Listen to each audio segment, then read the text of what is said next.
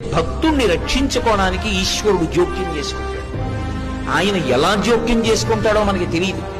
ఒక్కొక్కసారి బహుముందుగానే జోక్యం చేసుకుంటాడు. వచ్చేది తెలుస్తుంది కాబట్టి అడ్డుకట్ట వేసి నించుంటాడు. మనకి తెలియవు ఆయన యొక్క కృత్యములు. భక్తుణ్ణి మాత్రం ఆదుకుని తీరుతాడు ఈశ్వరుడు. నన్ను నమ్మండి అంతే, అంతకన్నా నేను చెప్పలేను. ఒక సమస్యని ఇచ్చే ముందు మనం సమస్య వచ్చాక ఆలోచిస్తాం. భగవంతుణ్ణి నమ్ముకున్న వాడి గురించి పరమేశ్వరుడు సమస్య ఇవ్వడానికి ముందు వాడికి పరిష్కారం ఎలా చూపించాలని ఆలోచిస్తాడు. నన్ను నమ్ముకునున్నవాడు వాడు పాడైతే, అందుకే భాగవతంలో అష్టమ స్కందంలో అంటాడు, వాడు నా కొరకు రక్షింపవలయువాడు. వాడి కోసం వాడిని నేను రక్షించట్లేదు, నా కోసం రక్షిస్తున్నా. అటువంటి వాడు పాడైపోతే లోకంలో భగవంతుడున్నాడు అని ఎవడు నమ్ముతాడు? నమ్మడు.